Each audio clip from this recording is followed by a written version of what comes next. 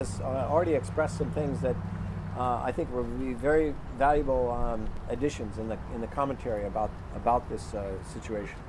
Well, let me begin. I've already told you about what it is that we do, and I hope you'll participate in some of the other things that we're doing. Now, there's widespread around the world, as you know, a huge issue with eminent domain abuse. People think that they own their own property, but well, they don't, because eminent domain, which is in the Latin superior owner, is present in every country of the world, where the government, if they want to take your property for purposes to take it from one person and give it to another, or for some railroad to cross the island, they can do so, and they do it, and it's much more pervasive with much fewer controls and checks and balances in other countries. There was a report on NPR this morning about the tremendous abuse of this by the World Bank in many countries of the world. It was in Ghana that they were interviewing people, and it was very similar to the case here in India, where even part of their own rules is that people are not supposed to be displaced without at least some better alternative circumstance that they're provided with. They couldn't find a single case where they followed their own rules in respecting people's property rights in undertaking these massive government-sponsored projects. India's one in which across India there are massive disputes about land. The British, during the colonial era, nationalized huge swaths of land as national parks, irregardless of the working of the land that villagers, tribals, and people have had across India for centuries. So people were just displaced.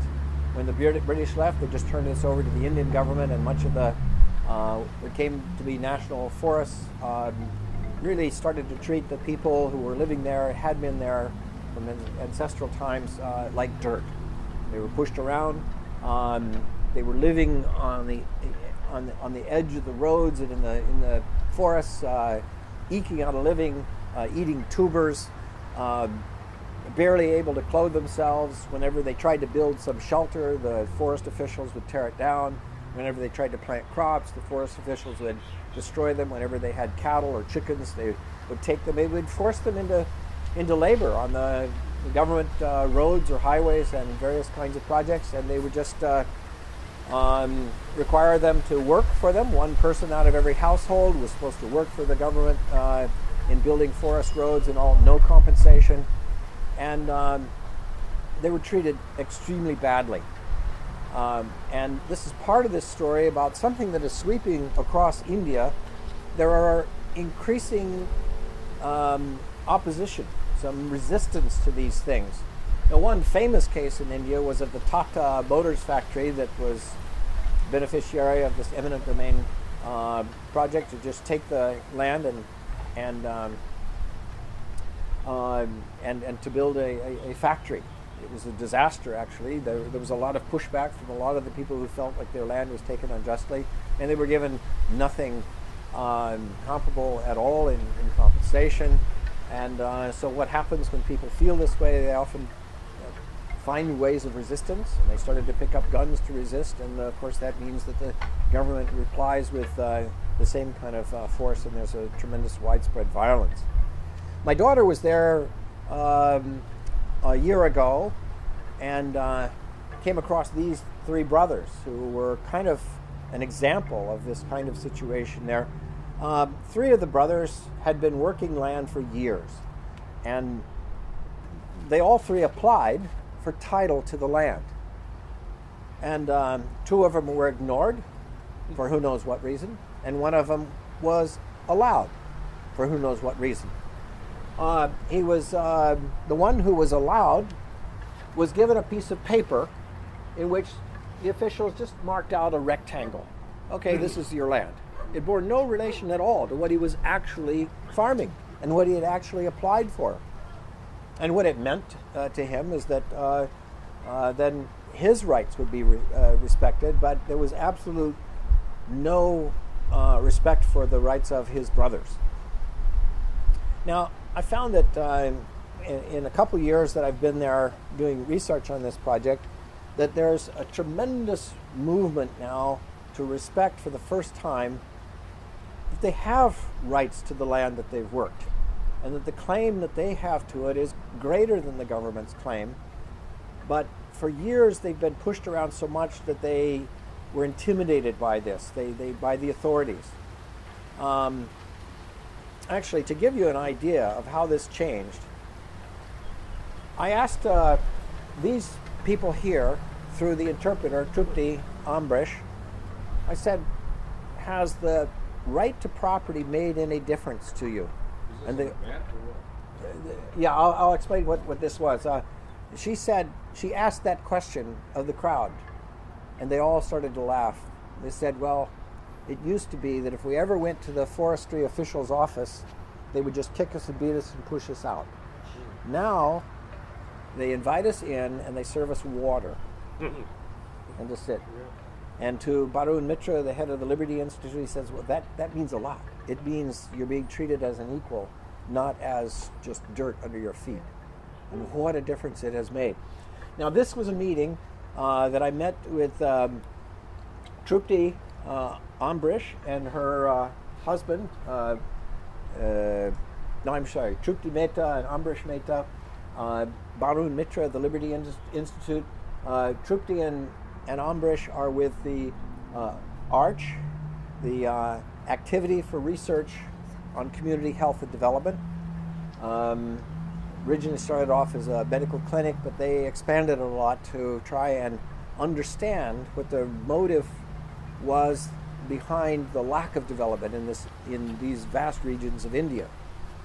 And so we went off to this village, and here they were having a meeting where people left their homes and villages at around 6:30 in the morning to walk 6 hours to our meeting at 12:30. About 300 people in all, bringing together surveys that they had done from the previous month. They were handed a monthly meeting, and they had been asked to take home a survey to find out the feasibility of solar paneled irrigation, solar powered irrigation. And they were supposed to calculate how far their fields were from the water source and how much elevation there was. They would be calculating, whether or not solar power would be able to do this. Well, this kind of thing was just inconceivable before ARCH got involved in their project. Now, how did ARCH get involved? Well, ARCH first came to this village of Sagai many years ago, when the villagers were being treated like dirt, and one of the villagers complained to her, to Trupti. They said, and Trupti and her husband had first gotten interested in the whole property rights issue. Out of college, they had kind of a socialist zeal to want to do something for the poor. But when they got to meeting with them and finding out what they wanted, they found out how crucial property rights were to them, and their whole thinking changed, how valuable it was for them to have the rights, individual property rights, to be able to develop. They came to this village, and she's got her legal training so that she could be able to represent them legally. And here this one farmer was complaining that the forestry officials had just come and taken 6 cows. And so she gathered together about 300 people from around the area, and they marched to the forestry officials' headquarters, and they demanded the cows be returned. And the forestry officials said, well, no, you can't have them. We're confiscated them just the same way we take anything we want on the forest lands. And they said, unless you can prove that you have some right to these cows, we're just going to take them back. And they said, well, the officials here, he's off far away, we can't communicate with him. And she said, well, you've got wireless communication. You can talk to him. If we don't hear from you by 4 o'clock, we're going to just take the cows. So they waited, no word. They took the cows, they went back. The next day, Trupti and a few of the villagers were arrested, taken to jail, and held overnight. They were taken to jail for disturbing the peace and the theft of public property. Well, with her legal training now, she could push back in a way that they had never been able to do before. She was released the next day, and she made such public outroar through the media and publicity on this case that it gained a lot of popular support throughout the region. And before long, there was such an outrage from the general public about it that the politicians then suddenly responded with the Forest Rights Act of 2006, it was. Now, the Forest Rights Act of 2006 gave people who lived in there, if they could prove that they had been farming the land the previous year, in 2005, it would give them the right to the land, title to it.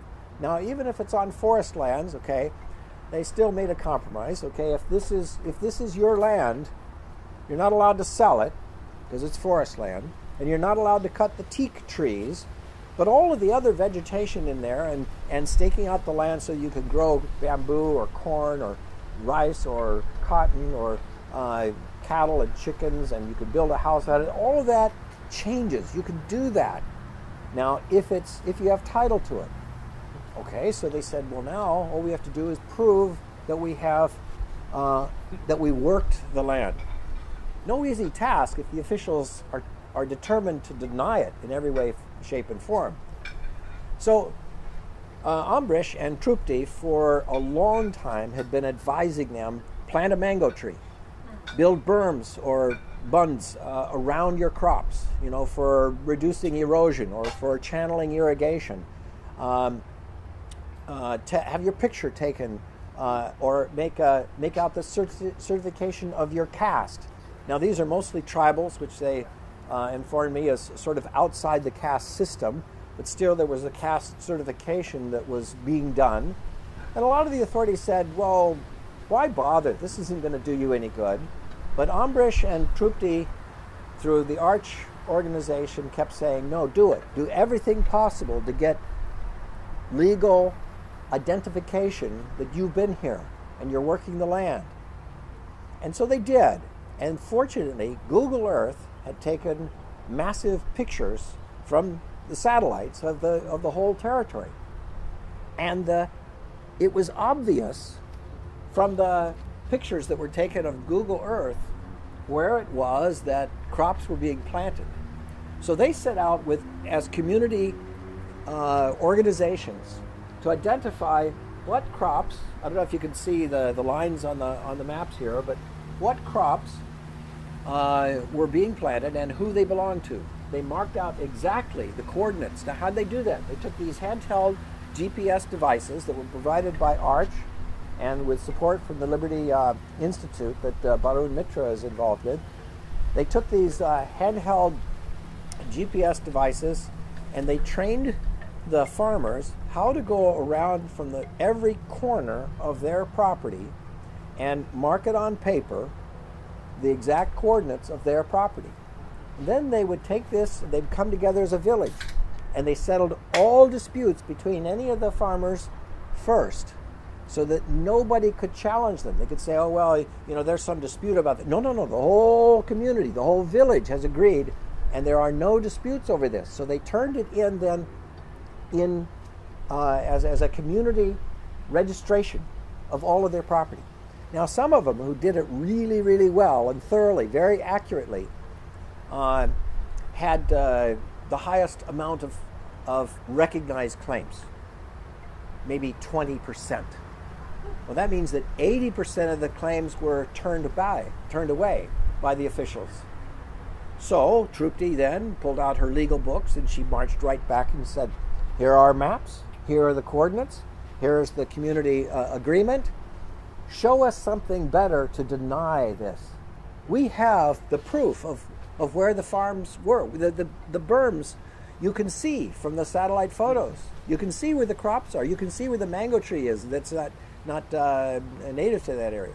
Okay, so then the second round, they were all approved, but only 80%,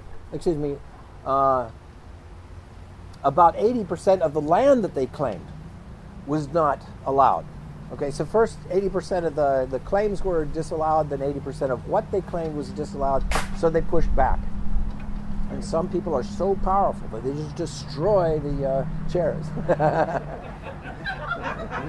Well, there's another chair over here. It's a little newer, so a little stronger. Yes. yeah, okay. You have a better. So now they have 140,000 farm claims at roughly a cost of $1 per farm that they have applied to the officials. Most of them are pending, and but pending is still pretty good because it means that they can't be forcibly evicted from the land as long as they have a case pending before the courts. This is where Harindra has an interesting story to tell about what is the number of land disputes in the courts, in the backup in the courts these days.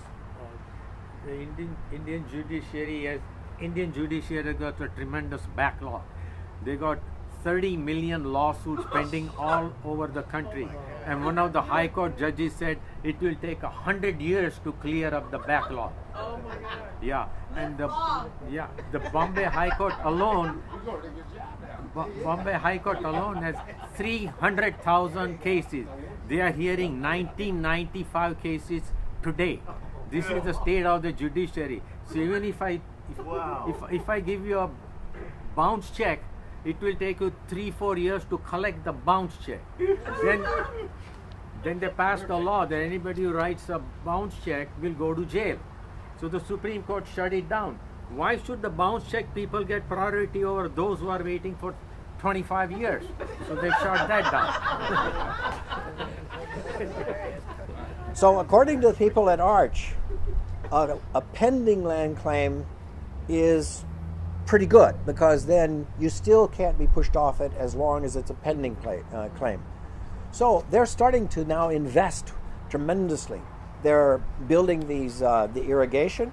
They're putting up dams so they can get gravity-fed water to their crops. They're getting so much from their crops now that they can hire or buy tractors to come in and level the ground so that the irrigation works. They can they can start to plant these stands of bamboo. Normally, when they weren't theirs, they couldn't claim it. Anybody could just come and take it, or cattle could come and eat the new growing bamboo. But if they're able to fence it off and get the money for the fencing and claim it as their own, they can let it grow to 3 years time so that it becomes big enough to use as construction material. And then they sell that for cash. They're able to get so much from their crops now that they can fence off and protect, that they're able to put 2 years worth of storage in their lofts of houses now that they can build for the first time. Substantial protection against the cold of the winter and the heat of the summer. They have lofts now. I went up into the lofts and found, well, this is a better picture of the map showing the designation of their land areas.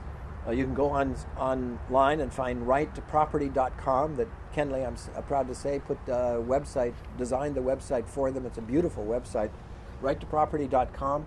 It's the Liberty Institute is also helping them. And, well, let's see, get a little feeling for...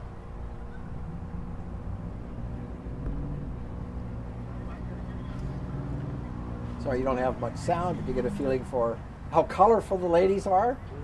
And this is Trupti, their leader.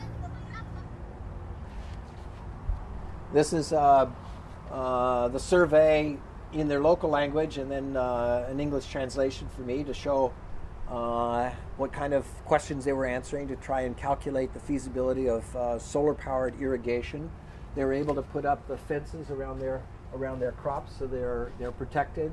They're able to grow the stands of the bamboo. They're able to shield them from wildlife or from other neighbors that might want to take it.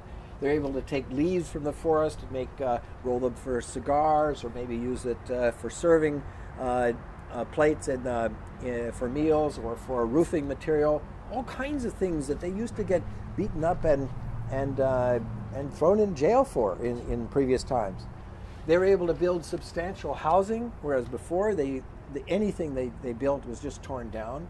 They were able to store their food. This is up in the loft. They put it up in the loft to keep it away from the mildew and from the rats and stuff like that. But they're able to store. It's their bank. they're able to store 2 years worth of food supplies up there in case of a bad crop or in case of bad weather.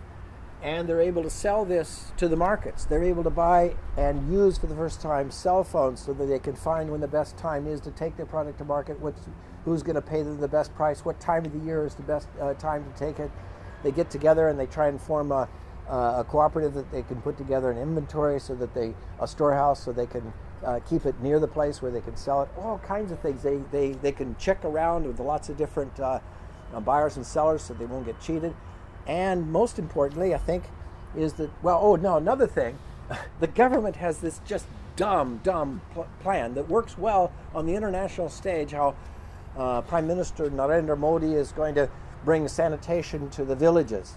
And so the government hands out these contracts for cronies to just build outhouses everywhere. Well, they qualify for the funds by putting something up there. It's totally useless. And it's not connected to, no one uses them. And if they did use them, it would probably ruin someone's livelihood downstream. I mean, aren't these just ludicrous little outhouses? We should put one in the corner over here. and so then the contractor puts in a claim, done, and I get paid. Half to start, the other half when I'm finished, and totally useless. But the alternative is that the villagers now are able to, instead of having the contractors come and build them useless things, now they actually can get half the funding themselves, and then they add additional money from their own to make very, very useful facilities that they love, and they want to have these facilities. They want to have them as valuable as they can in building them up themselves. And for the first time, they're able to educate their kids. I mean, it used to be that none of the kids got education. And now this guy is a guy who had 5th grade level of education himself. He trains the little kids, the basics, so that now when they go off, now all of the kids, they tell me they used to have big families just so that some kids would survive and be able to take care of them. Now they all have small families because they want to be able to send their kids off to the local, regional, and city schools. And the best students get to go on to the mission schools, which are farther away and much more expensive. And I said, well, why do you want to go farther away and much more expensive? Because they teach better. Why not just the government schools? Doesn't the government offer schools? Well, the teachers may come once a month to pick up the paycheck. There's a 40% absenteeism rate at the government schools. And there's a horrendous lack of performance. I mean, they get, at the government schools, they get, this is part of the story that I wanted to get to, because they're able to go long distances to school, and they're able to actually sell their water buffalo and trade them for motorcycles. Well, what good is that? Well, because it means they can get into town, they can go to jobs, they can get cash income in the villages. They can press now. There was an electric wire that went through, a power line that went through, but no one was connected to it. Now they actually have the influence and the knowledge and skills to get it connected to their homes, so that now that opens up their life in the evening with electric lights and with stoves and with other kinds of things, even their mobile phones and their motorcycles now give them transportation that, you know, the public bus that might come or might not come, they kind of could ignore those things because they can do their transportation when they need to themselves. I also spent some time in Kisroli looking at some of the private schools around, and I was amazed to see that these kids were paying about $1 a month, their parents were, so that they could come to these schools. And why? Because they could go to the government schools down the street and get a free meal, get a uniform. They'd have free books. Everything was provided free for them. But the kids, they didn't really show up much here, and they weren't getting much education here. And if they had any chance for the extra money, they would go to the other school where they knew that they were getting much, much better education from teachers who were being paid half as much. But they were highly dedicated teachers. They were really, really motivated. And we went back a year later. I'm really pleased to say that we provided them all with The Adventures of Jonathan Gullible in Hindi, too. They are using that. And in Bengali.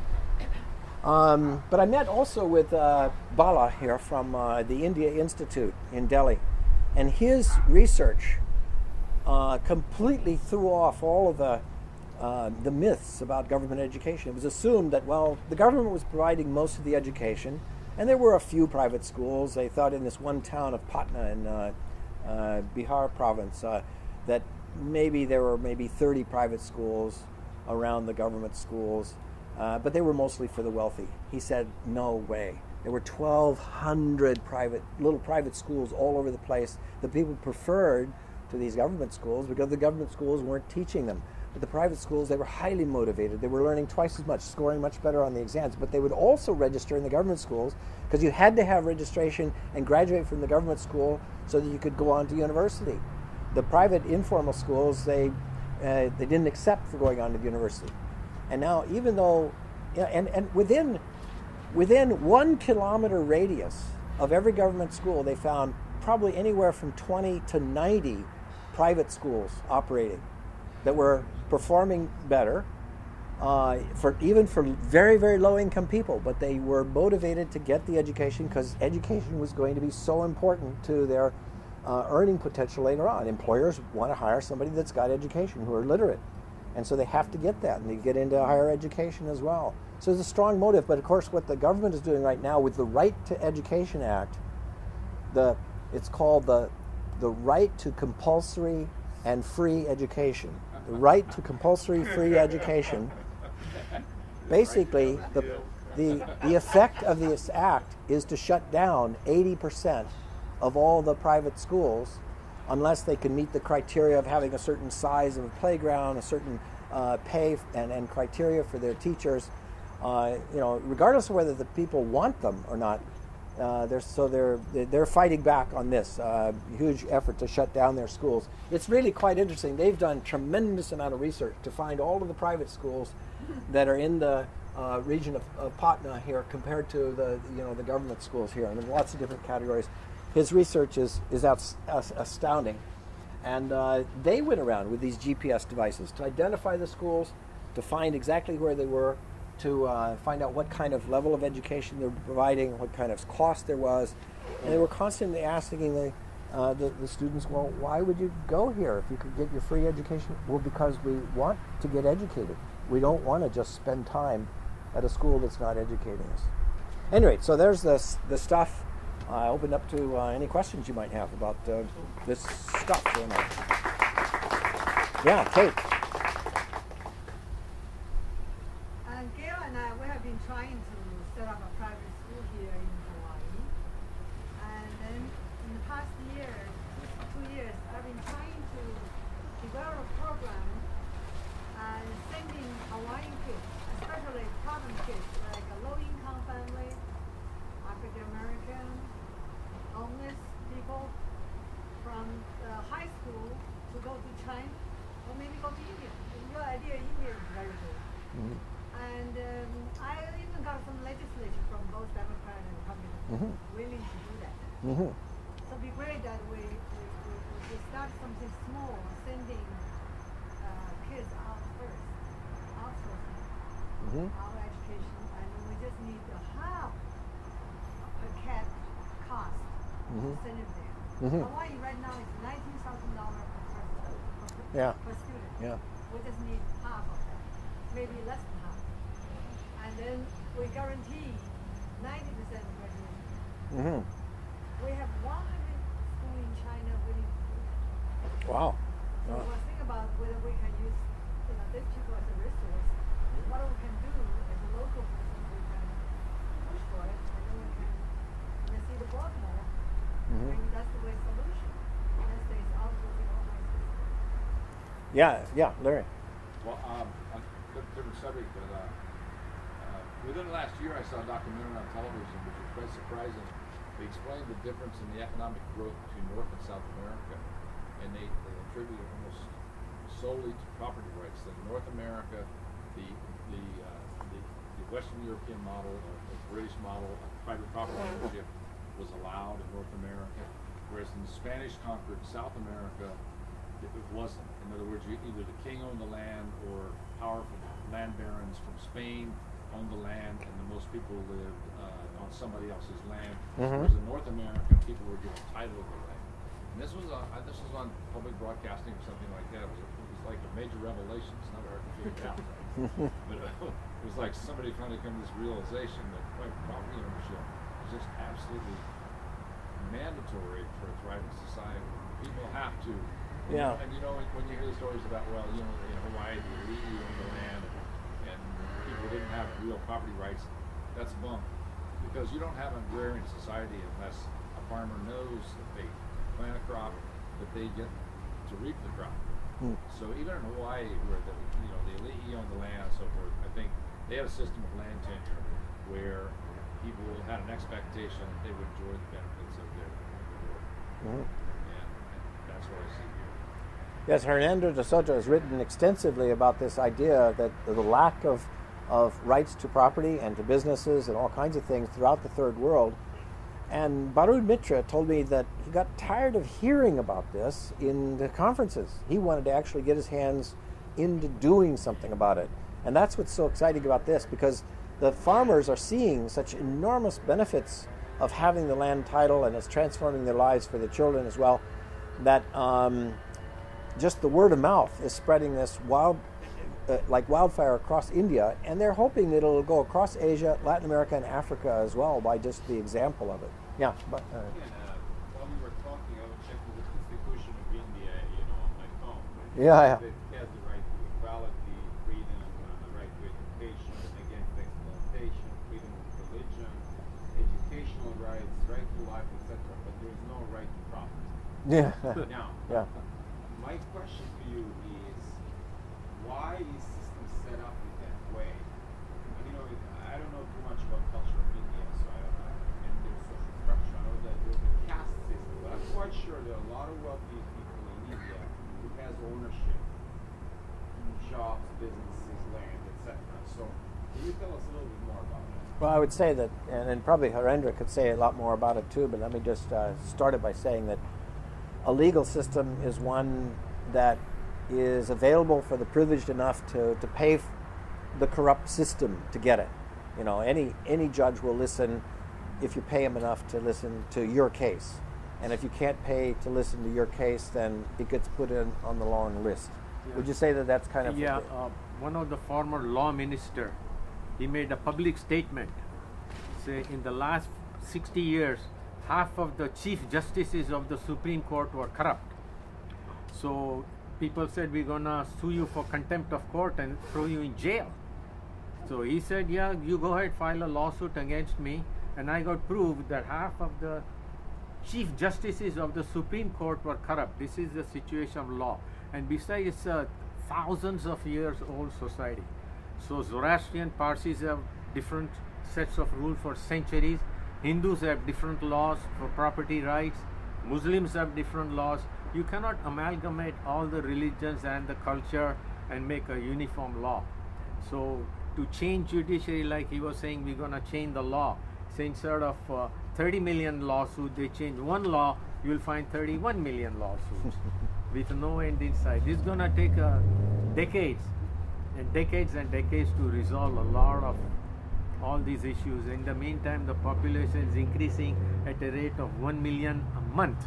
And no politician likes to utter the word population because they will lose the election. What was that? State? Who owns the property? Yeah, well, the forests were nationalized. The government owned it all. Actually, most of the third world, the government owns it. In China too, the government still owns all the land, but they give you the right to work what you can designate as your title land. You work it for until they take it, But that means a lot. It's still a huge difference then, because you can build a livelihood out of that much of a property right. But it's not an absolute property. We don't want. It's not like fee simple here. But Keli'i Akina with Grassroot Institute wrote actually an introduction to my article on Grassroot Institute site, saying how close the parallel is to Hawaii for Oha land, that The Hawaiians, well, they're told that it will be theirs one day, but it's still all going to be controlled by OHA, or it's going to be leasehold essentially. So it's very, very qualified land. It's still under the control of people that have greater rights to it. Yeah, Emil. Yeah. Simple question. I mean, is there a property tax in India? Do they have to pay some taxes at the end of the year if they get the privilege to grow their crops? And second question, is there any Monsanto GMO involvement? I mean, are they obligated sometimes to buy the crops? I mean, some of the crops are terminated crops, so they are not produced to reproduce. They are just produced to produce, and then have to buy new seeds. So I mean, like you were showing the banks when they were storing the corn, that wouldn't be the case if they are using the Monsanto crops. But is there any influence from Monsanto? Okay, let me mention the second one, but you go ahead on the first on the tax, property tax. Okay, property tax. Let me explain how the property tax works. In say Bombay, for example, the rents were controlled since 1944 because the military was moving in. They had a shortage of housing, so they put Rent Control Act. So you cannot increase your rent. So if this house was renting for $4 a month 70 years ago, today it's still bringing $4 a month, and the market rate is $1,000 a month. So naturally there's a lot of corruption and all going on. So there are very recent articles, people who have been renting 2,500 square feet apartment for $5 a month. The market value $2,000 a month. This is how situation winds up when they begin to control everything. So instead of Mumbai, there was they put a nickname on it. Mumbai will be pretty soon Slumbai. Yeah. So this is what the property rights of if I'm the landlord, I own the title to the property, but he only pays me $5 a month because that was fixed 70 years ago. This is how things go. You pay out of the $5. Out of the $5, pay $1. So in $1, how can you maintain anything? But you pay taxes out of the $5. Oh yeah, that $5 pay $1 in tax per month. So it's like Yeah, 20% and you tax. can't even replace a glass pane for $1. Yeah. So this is how things get distorted. The politicians put all these things to get themselves in power, and the building and the situation just completely deteriorate. Just like the leasehold situation here. I was involved in it, and I say you don't expect the landlord to get the building free. People who put lead in the pipes before they leave. Is that true for the land when you grow crops also? I mean, do they have like, per acre, you pay certain amount? Agricultural land is far more complicated because half the population is illiterate. They cannot read or write. So if we are family members, 4 of us are family members, I'm the only person who can read or write. So I was given the title to the land because I can read and write what I'm signing. But these 3 people were legal owners too, but they are not registered. And the government recognized that just because I'm on the list, I'm not the sole owner. So this is why the land is always in dispute over there. And they keep changing the laws, so it gets more and more complex. And the judicial system work like the British. They have Christmas holiday, Diwali holidays, summer holidays. The judges don't show up. There are about 30 cases pending. 100 people show up, and the clerk said the judge is not coming in today. Why didn't you tell us 48 hours before? Then 100 of us don't come up here. So it's a long ways off to resolve any land dispute. There was one case of the GMO crops that right in this village where I was in Sagai, where they said that the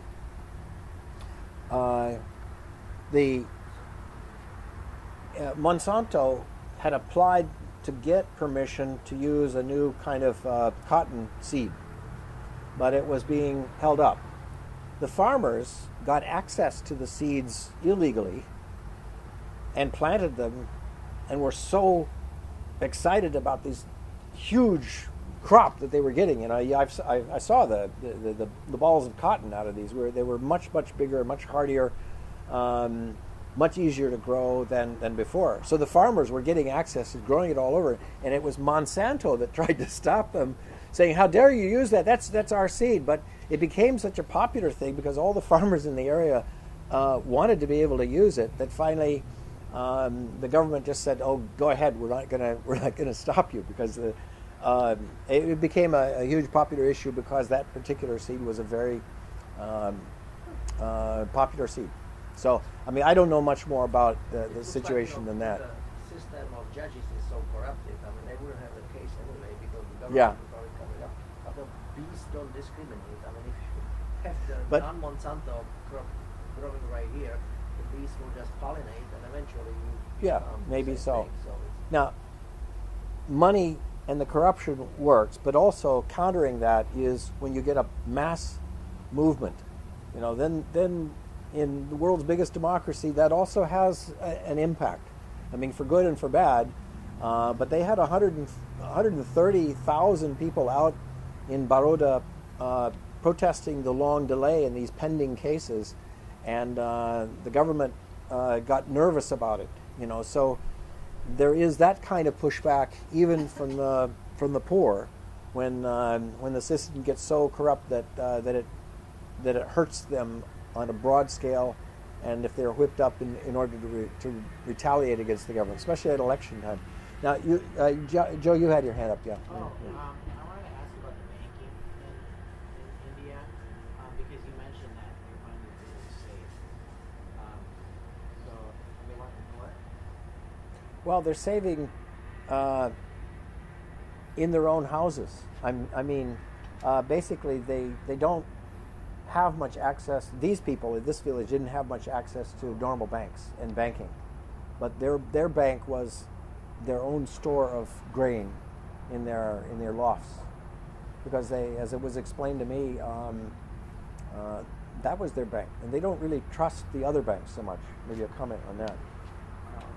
When the government nationalized all the banks, so they got very ambitious and started putting bank branches all over the rural areas, and people are not used to banks. They just trusted the village goldsmiths. So we have been dealing with this village goldsmith for past 3 generations.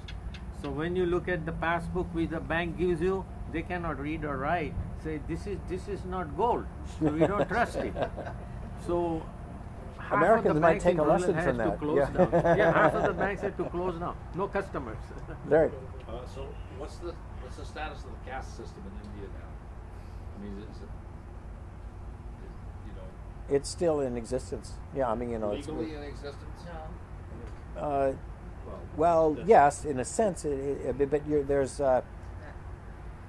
yeah, I mean, you go to the newspaper, and they'll still have all the advertisements for marriage and partners and stuff like that by caste, you know, the caste system. That's still the way yeah, maybe. Actually, the original caste system in the Vedas and in the Vedas, it was not supposed to be discriminate again. They were divided into classes. The Brahmins, they were the teachers, they used to educate, they were the gurus. Then came the Kshatriya, that's the warriors, they protect against all the enemies. Then there were the Vaishyas, who used to do all the trading and business and farming and everything. Then they come to Shudras, the lower caste, used to do cleaning.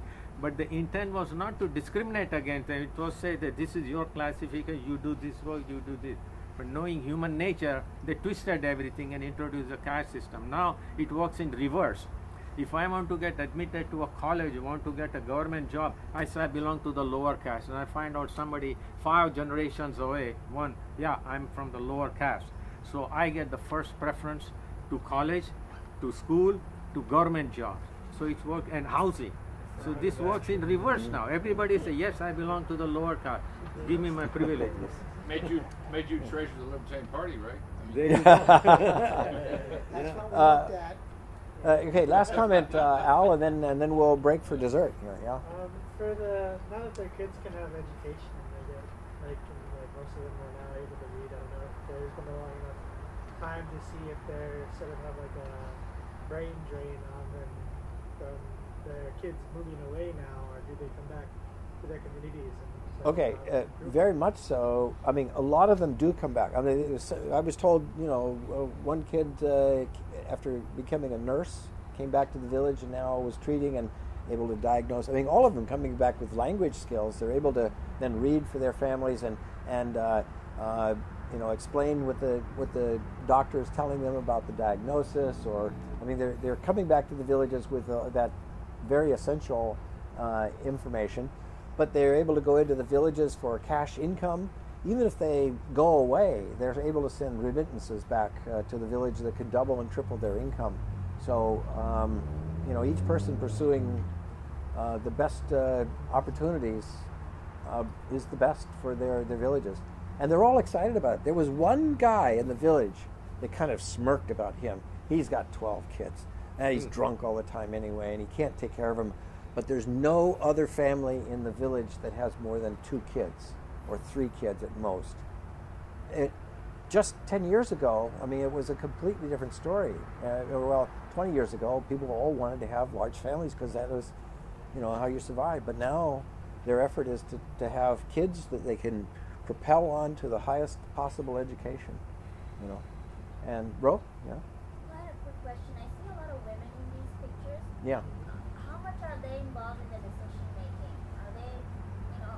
Are they behind the men, or are they vocal and speaking up? At the meetings, they were always sitting separately, and the men were the ones who talked at the meetings. At home, I don't know. You probably have a much better picture on that. Do the women have much more to say when they're at home with their husbands? This is a cultural difference between Western society and Asian society. Women hardly speak in public. Only men speak.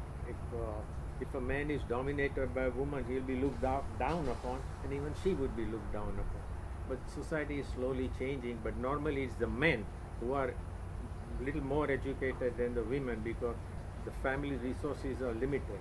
So it was always a male-dominated society. It's going to be that way for years to come. Thank you. Now, my female has said that it's dessert time.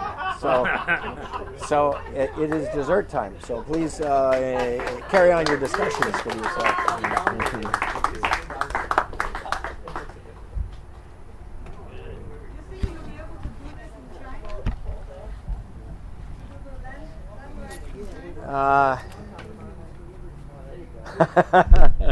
Very questionable. I don't know. Yeah, I doubt it. Yeah.